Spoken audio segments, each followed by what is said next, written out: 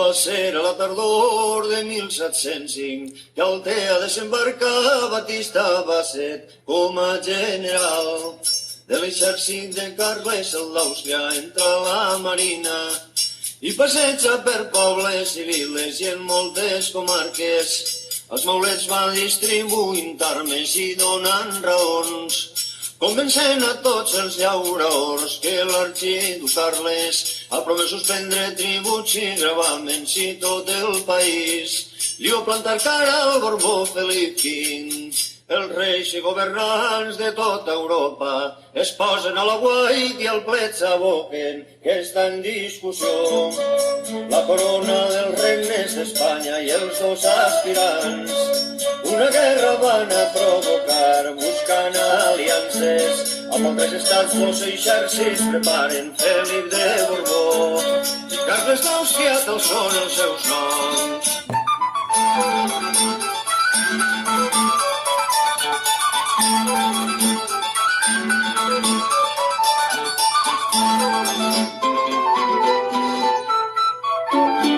Els pobles van renaixer les esperances d'arrencar el poder als nobles senyors i en poques setmanes el camí de València aplanaren maulets i aliats, dominaren pobles i ciutats d'una punta a l'altra.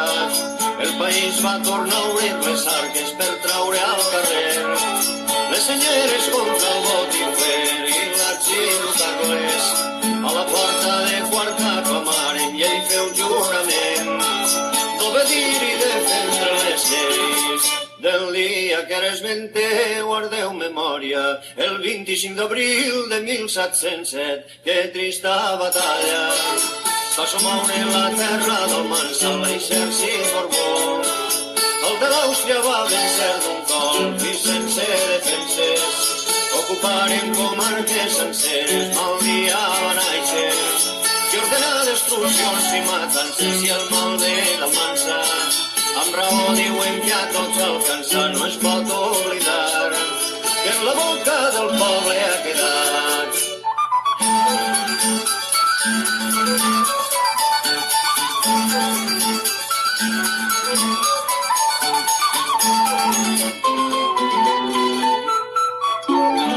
Després que va sometre tot el país i va tractar els hòmens amb gran crueltat, pensa que era l'hora d'augmentar el poder de la seua corona i sense tardar-se promulgar el decret de nova planta pel qual suprimia les lleis i costums de la pràctica antiga i ens va prohibir que parlarem la llengua d'ací.